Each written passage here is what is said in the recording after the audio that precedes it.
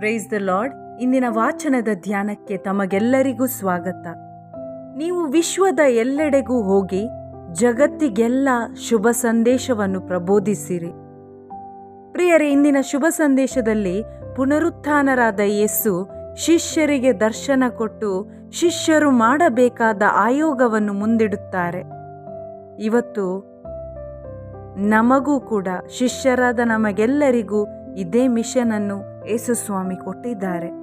ವಿಶ್ವದ ಎಲ್ಲೆಡೆ ಹೇಳುವಾಗ ದೇವರು ನಮಗೆ ಎಲ್ಲಿ ಇಟ್ಟಿದ್ದಾರೋ, ದೇವರು ನಮ್ಮನ್ನು ಎಲ್ಲಿ ಕರೆದುಕೊಂಡು ಹೋಗ್ತಾರೋ, ನಮ್ಮ ಕುಟುಂಬ, ನಮ್ಮ ಸಭೆ, ನಮ್ಮ ನೆರೆಯವರು, ನಾವಿರುವ ಊರಿರ್ಬೋದು, ನಮಗಿರುವ ಕಾಂಟ್ಯಾಕ್ಟ್ಸ್, ಅನ್ಯ ಧರ್ಮದವರು ಇರ್ಬೋದು, ದೇವರು ನಮಗೆ ತಿಳಿಸಿಕೊಡುವ ಸ್ಥಳ ಪ್ರಿಯರೇ ಅಥವಾ ಮನುಷ್ಯರು ನಮ್ಮ ಮಿಷನ್ ಫೀಲ್ಡ್ ಆಗಿದೆ.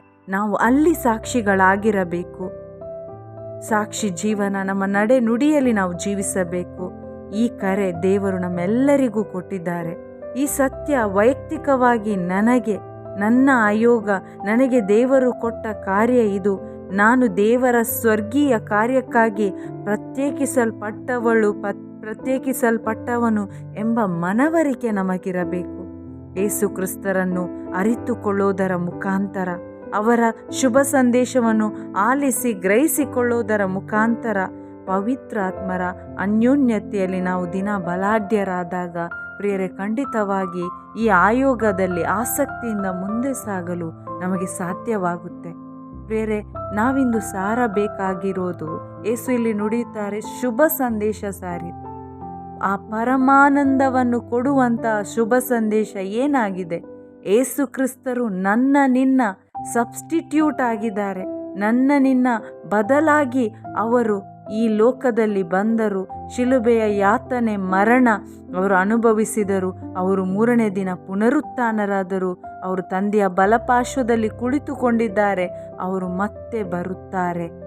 ಪ್ರಿಯರೇ, ಆದಾಮನ ಪಾಪದಿಂದ ನಿತ್ಯ ಮರಣಕ್ಕೆ ತುತ್ತಾಗಿ ನಿತ್ಯ ಜೀವ ಕಳೆದುಕೊಂಡ ಸಕಲ ಮನುಷ್ಯ ಕುಲವನ್ನು ಯೇಸು ಕ್ರಿಸ್ತರು ತಮ್ಮ ರಕ್ತಧಾರೆಯ ಮುಖಾಂತರ ಆ ದೇವರೊಡನೆ ಸತ್ಸಂಬಂಧವನ್ನು, ನಿತ್ಯ ಜೀವವನ್ನು ಯೇಸು ನಮಗೆ ಕೊಟ್ಟಿದ್ದಾರೆ. ಪ್ರಿಯರೇ, ನನ್ನ ಬದಲಾಗಿ ನನ್ನ ಪಾಪ ದಂಡನೆಯನ್ನು ತಮ್ಮ ಮೇಲೆ ಅವರು ವಹಿಸಿಕೊಂಡು ಶಿಲುಬೆಯ ಮರವನ್ನೇರಿದರು.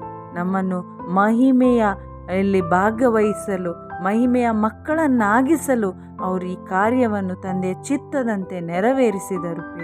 ಪ್ರಿಯರೇ, ಇಂದು ಅನೇಕರು ಈ ಸತ್ಯ ಸಂದೇಶವನ್ನು ಬಿಟ್ಟು ಬೇರೆ ಸಂದೇಶವನ್ನು ಸಾರಿ ತಮ್ಮ ಸ್ವಂತ ಲಾಭಕ್ಕಾಗಿ, ಸ್ವಾರ್ಥಕ್ಕಾಗಿ ಯೇಸು ನಾಮವನ್ನು ಉಪಯೋಗಿಸುವ ಕಪಟ ಪ್ರೇಷಿತರು, ಸುಳ್ಳು ಪ್ರವಾದಿಗಳಿದ್ದಾರೆ. ನಾವು ಅವರಂತೆ ಆಗಬಾರದು ಮತ್ತು ನಾವು ಎಚ್ಚರಿಕೆಯಿಂದ ಇರಬೇಕು.